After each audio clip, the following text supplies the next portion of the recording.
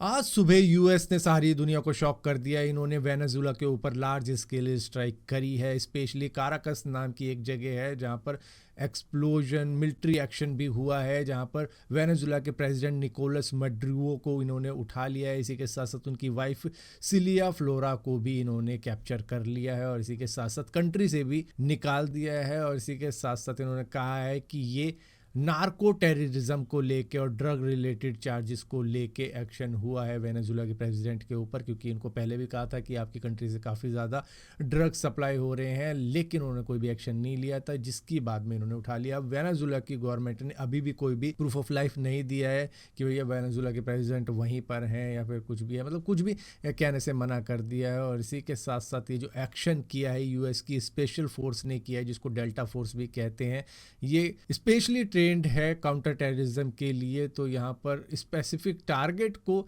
इनको कैप्चर करने के लिए, न्यूट्रलाइज करने के लिए तैयार किया गया है, वही इन्होंने किया। इन्होंने कैप्चर कर लिया मडुरो को, इसी के साथ साथ उनकी वाइफ को, और वेनेजुला से निकाल भी दिया। और वेनेजुला की मिलिट्री देखते रह गई कि कैसे ले गए हमारे प्रेसिडेंट को। अब यहाँ पर दो चीज़ें हैं। एक, कहा जा रहा है कि इनको इसलिए कैप्चर किया है क्योंकि यहाँ पर ड्रग चार्जेस लगा रखे थे, और दूसरा ये दिखाया जा रहा है कि भैया वेनेजुला के पास में काफ़ी ऑयल है और काफ़ी नेचुरल रिसोर्स रिच कंट्री है ये, शायद उस वजह से भी इसके ऊपर इस तरीके की चीज़ें की गई हैं ताकि इनसे ऑयल, गोल्ड वगैरह जो भी नेचुरल रिसोर्सेज मिल सकता है वेनेजुला से, वो यूएस को मिल जाए, इसलिए किया गया। तो खैर वो तो वक्त ही बताएगा कि ये एक्चुअली में ड्रग रिलेटेड था या फिर वेनेजुला से ये कुछ निकालना चाहते हैं। क्योंकि डोनाल्ड ट्रंप की एक वीडियो काफ़ी ज़्यादा वायरल हो रही है इस वक्त में, जिसमें ये बात कर रहे हैं कि वेनेजुला से हमें ऑयल परचेज करना पड़ रहा है, जबकि ये कंट्री एक वक्त में पूरी तरीके से कोलैप्स होने जा रही थी। इसको तो हमें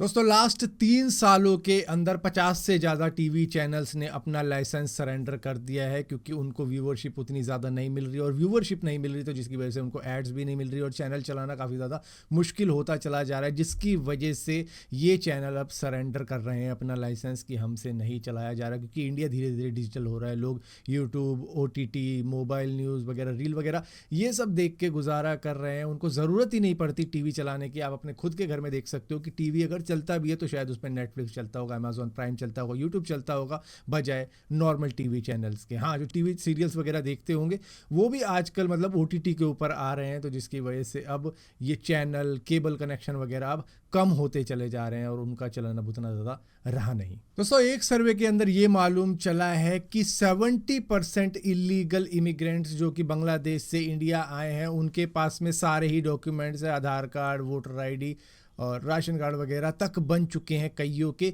इस तरीके के भी काम हो रहे हैं इंडिया के अंदर। और जब किसी से पूछा जाता है कि देश के प्रेसिडेंट का नाम क्या है, देश के प्रधानमंत्री का नाम क्या है, स्टेट के CM का नाम क्या है, किसी को कुछ मालूम नहीं है। यहाँ तक कि कईयों को ये तक मालूम नहीं है कि वो किस कंट्री में रह रहे हैं। तो इस तरीके की सिचुएशन है इंडिया के अंदर इलीगल इमिग्रेंट्स की, कि वो भरते चले जा रहे हैं और टैक्स पेयर के पैसे पर शायद राशन भी ले रहे हो मुफ्त का।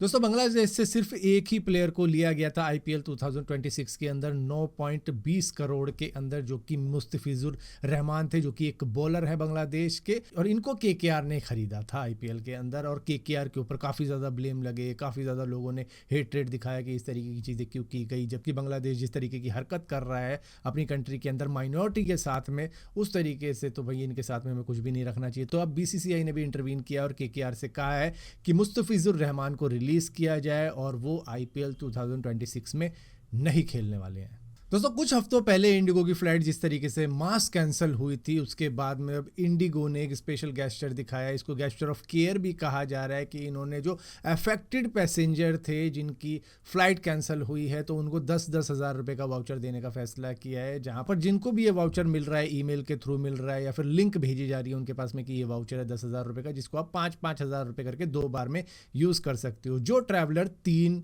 4 और 5 दिसंबर 2025 को फ्लाइट डिले के शिकार हुए थे, जिनकी फ़्लाइट कैंसिल हुई थी, उनको ये वाउचर दिए जा रहे हैं। और ये खुद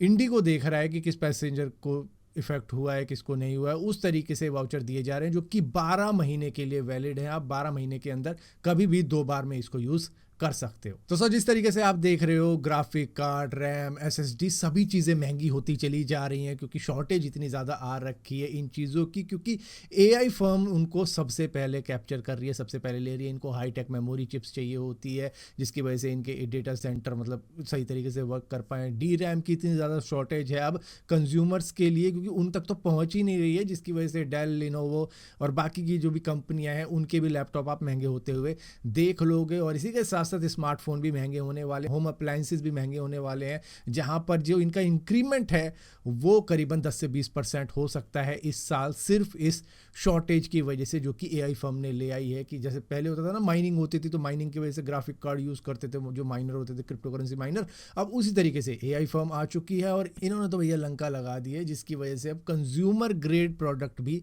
महंगे होते चले जा रहे हैं इनकी वजह से। दोस्तों, अभी कल के दिन ही हमें मालूम चला था कि इंदौर के अंदर कंटेमिनेटेड वाटर की वजह से कई सारे लोगों की हालत ख़राब हो गई है। वहीं पर एक और खबर आ रही है, ओमकारेश्वर और नर्मदा रिवर के आसपास में एक जगह होती है जिसको खारगोन बोला जाता है, जहाँ पर तोते आते थे खाना खाने के लिए, इंसान खाना वाना डाल देते थे उनको। लेकिन अब मालूम चला कि किसी बेशरम इंसान ने ऐसा किया कि वहाँ पर खाने में शायद जहर मिला दिया, कुछ ऐसी चीज़ें मिला दी, जिसकी वजह से जितने भी तोतों की वहाँ पे झुंड बनता था, खाना खाने आते थे, वो सभी मरे हुए मिले हैं आसपास के पेड़ों के पास में। जिसके बाद में अब डिमांड की जा रही है इनके जस्टिस की, क्योंकि 200 से ज़्यादा तोते मारे गए हैं इस तरीके के एक्ट की वजह से। अब ये किसने किया है, किसने नहीं किया, वो तो खैर पुलिस अपनी इन्वेस्टिगेशन के अंदर ढूंढेगी, लेकिन पोस्टमार्टम की भी रिपोर्ट आएगी अब इन तोतों की, कि इनके पेट में आखिर क्या था और क्या नहीं था, किसने ऐसी हरकत करी कि इतने सारे मासूम पंछियों की जान ले ली। दोस्तों, एक विजुअल रिप्रेजेंटेशन दिखाई गई है टायर को जलाने के बाद में कितना ज़्यादा पोल्यूशन होता है। वो भी सिर्फ एक सिंगल टायर की बात हो रही है, यहाँ पे मल्टीपल टायर्स की तो बात भी नहीं हो रही है। कई सारे लोग क्या करते हैं, टायर्स को जला देते हैं रात के अंधेरे में, ताकि किसी को भी वो धुआं दिख ना पाए, और इसके बाद में जो टायर जलने के बाद में जो मेटल बचता है उसको वो बेच देते। तो ऐसा मास स्केल पे भी किया जाता है कई जगहों के ऊपर, जिसको रोकने के लिए, जिसके ऊपर एक्शन लेने के लिए विजुअल रिप्रेजेंटेशन दिखाई गई है कि सिर्फ एक टायर को जलाने से जब इतना पोल्यूशन हो जाता है, जो जब कई सारे टायरों को जलाया जाता है उनके अंदर का मेटल निकाल कर बेचने के लिए, तो कितना ज़्यादा पोल्यूशन होता होगा और एनवायरनमेंट कैसे खराब होता होगा। जिसकी वजह से जब भी आप इस तरीके से अपने कार के टायर, साइकिल के टायर, स्कूटी के टायर, बाइक के टायर बेचो, तो भैया उनसे पूछो कि इसका रिसाइकल साइंटिफिक तौर पे होगा या फिर ऐसे ही हो जाएगा इसको जला भून के।